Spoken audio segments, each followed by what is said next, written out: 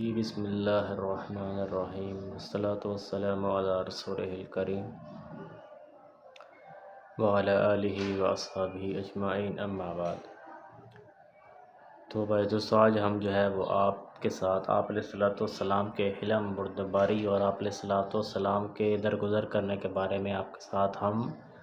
بات کریں گے کہ آپ علیہ الصلوۃ والسلام کا معاف کرنا کیسا تھا اور آپ علیہ الصلوۃ والسلام کے اندر برداشت کتنی تھی اور لوگوں کی باتوں کو برداشت کتنا کیا کرتے تھے اور کیسے لوگوں کو معاف کیا کرتے تھے۔ تو اسی کے بارے میں اللہ رب العزت جو ہے وہ قرآن کے اندر فرماتے ہیں، فَبِمَا رَحْمَةٍ مِّنَ اللَّهِ لِنْتَ لَهُمْ وَلَوْ كُنْتَ فَظًّا غَلِيظَ الْقَلْبِ لَانفَضُّوا مِنْ حَوْلِكَ، کہ اے نبی جی کہ اللہ کی رحمت سے ہی آپ نرم دل ہوئے اپنے صحابہ کے لیے۔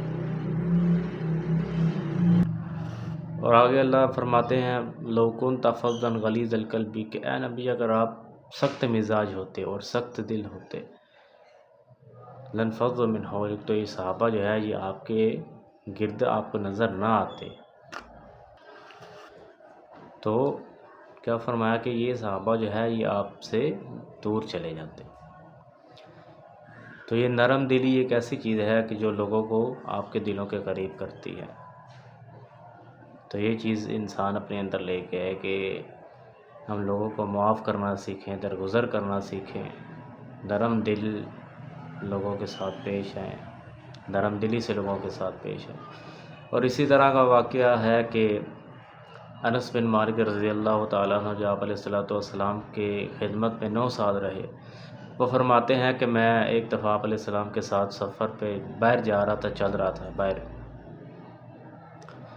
تو ایک آگے سے اعرابی آیا جس کو آج کی زبان میں پینڈو کہا جاتا ہے نا، جو مدینہ کے اطراف میں رہنے والے لوگ تھے ان کا۔ تو فرماتے ہیں کہ وہ آیا اور اس نے آپ علیہ الصلوۃ والسلام کے جو گلے کے اندر ایک چادر تھی، موٹی چادر تھی، تو اس نے پکڑ کے آپ علیہ الصلوۃ والسلام کی چادر جو ہے وہ یہاں سے گول کی اور آپ علیہ السلام کے گلے پہ نشان پڑنے لگے اور آپ کا گلا گھٹنے لگا۔ اور انس بن مالک رضی اللہ تعالیٰ فرماتے ہیں کہ میں نے آپ علیہ الصلوۃ والسلام کی گردن پہ نشان پڑتے ہوئے دیکھے اس چادر کی وجہ سے، موٹی چادر کی وجہ سے۔ اور وہ آپ علیہ الصلوۃ والسلام کو مخاطب کر کے کہنے لگا کہ مر لی من مال اللہ الذی عندک، کہ جو آپ کے پاس اللہ کا دیا ہوا مال ہے اس میں سے مجھے کچھ حصہ دے۔ تو اللہ کے نبی صلی اللہ علیہ وسلم نے وہاں پہ ان سے یہ نہیں کہا کہ اپنے صحابہ کو یہ نہیں کہا کہ اس کو پکڑو یا مجھے بچاؤ یا اس کو پکڑ کے لے جاؤ، اس کا گلا کاٹ دو، اس نے وقت کے نبی کے ساتھ یہ حرکت کی ہے، یہ نہیں، اللہ کے نبی نے ایسا کچھ نہیں فرمایا۔ آگے اللہ کے نبی کا عمل کیا تھا کہ اللہ کے نبی صلی اللہ علیہ وسلم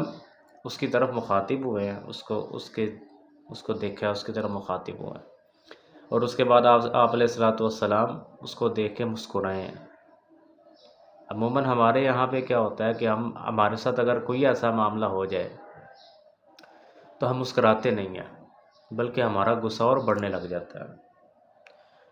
تو اللہ کے نبی صلی اللہ علیہ وسلم اس کو دیکھ کے مسکرائے، پھر اپنے صحابہ کو حکم دیا کہ جو مال پڑا ہوا ہے، مال غنیمت کا جو مال ہے اس میں سے اس کو کچھ حصہ دے دو۔ تو ہمیں یہاں سے کیا سیکھنے کو ملتا ہے کہ اگر کوئی ہمارے ساتھ برے لہجے میں پیش آتا ہے، ٹھیک ہے،